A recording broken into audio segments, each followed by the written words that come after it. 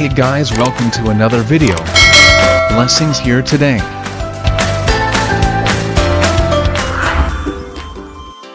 Magandang buhay mga ka-blessings. Mula Luzon, Visayas at Mindanao.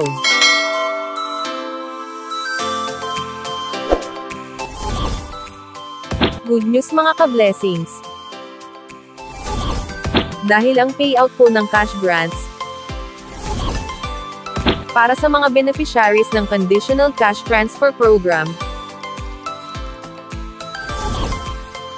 o Pantawid Pamilyang Pilipino Program ng DSWD ay nakaschedule na po ngayong araw, May 30, 2024, araw ng Huwebes. Narito po ang payroll schedule para sa bawat rehiyon.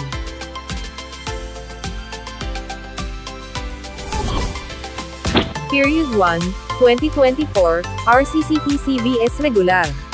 Para sa Region 2, Region 6, Region 7, at Caraga Region.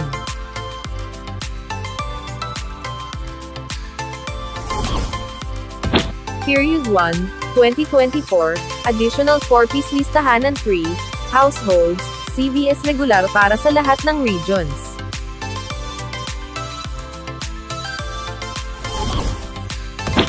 Period 2, 2023, Additional 4-piece, listahanan 3 households, retro payment for reactivated households per SWIDI isang N2, or Educational Grant Batch 3. Para sa Region 5, Region 9, Region 12, Caraga, at ARMM.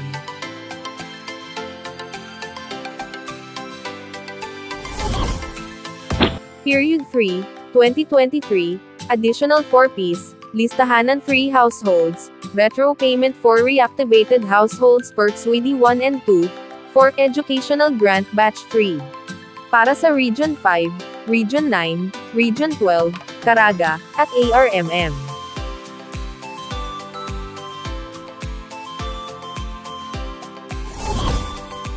Period 4, 2023, Additional 4-piece, listahanan 3 households, retro payment for reactivated households per SWIDI 1 and 2, or Educational Grant Batch 3. Para sa Region 5, Region 9, Region 12, Caraga, at ARMM.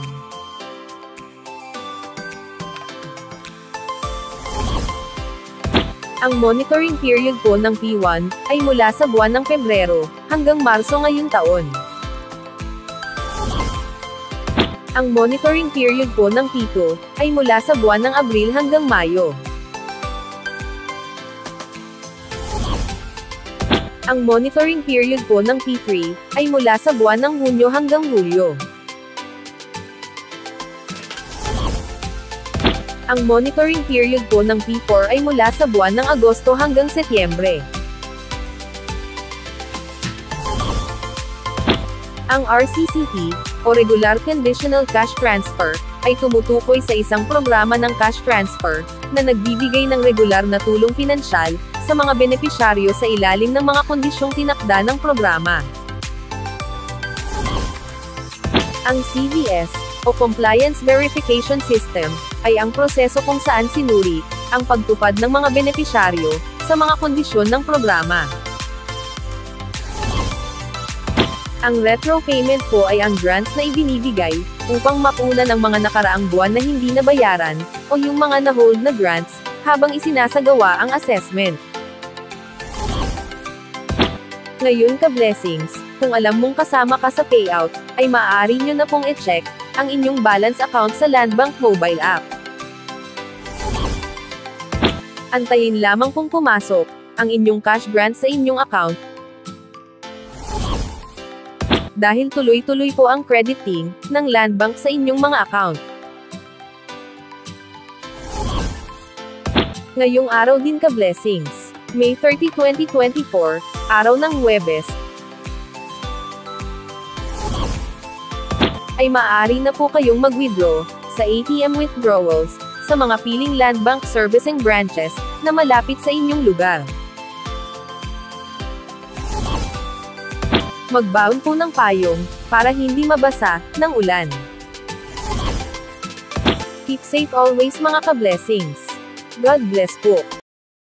Ang Pantawid Pamilyang Pilipino Program o 4Ps, ay programa ng pambansang pamahalaan na ipinatutupad ng Department of Social Welfare and Development o DSWD,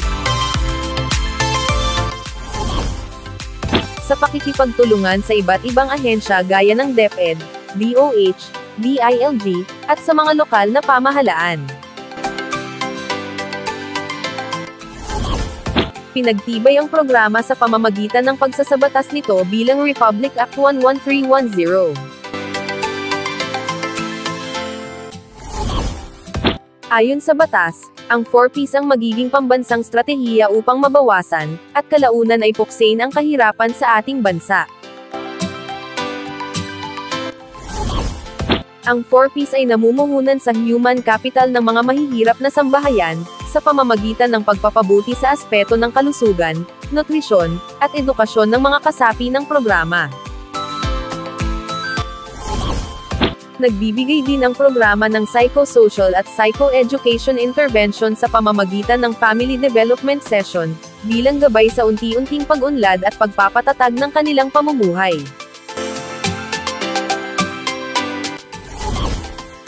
Noong ika-17 ng Abril taong 2019, isinabatas ang RA 11,310, na mas kilala bilang Anak Institutionalizing the Pantawid Pamilyang Pilipino Program o 4Ps Act. Sa pagsasabatas nito, ang 4Ps na programa sa ilalim ng Department of Social Welfare and Development ay magiging permanenteng pambansang estratehiya ng gobyerno, upang puksain ang kahirapan sa bansa,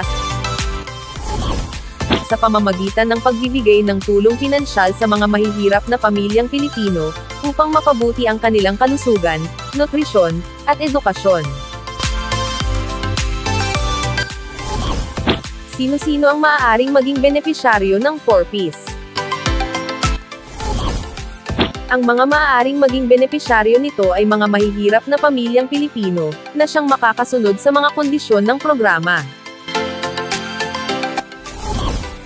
Automatikong kasama na sa targeting system na ito ang mga magsasaka, mangingisda, walang tirahan, katutubo, informal settlers, at mga pamilyang nasa malalayong lugar, o geographically isolated and disadvantaged areas.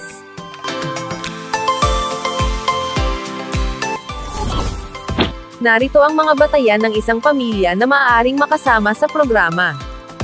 Dapat mayroong 0 hanggang 18 taong gulang na miyembro ng pamilya. Ang mga batang nasa edad 6 hanggang 18 ay kailangang naka-enroll sa paaralan.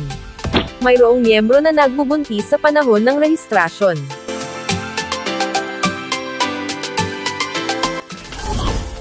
Ang isang kwalipikadong pamilya ay maaari lamang maging benepisyaryo ng programa sa loob ng 7 taon. Maraming salamat po mga ka-blessings.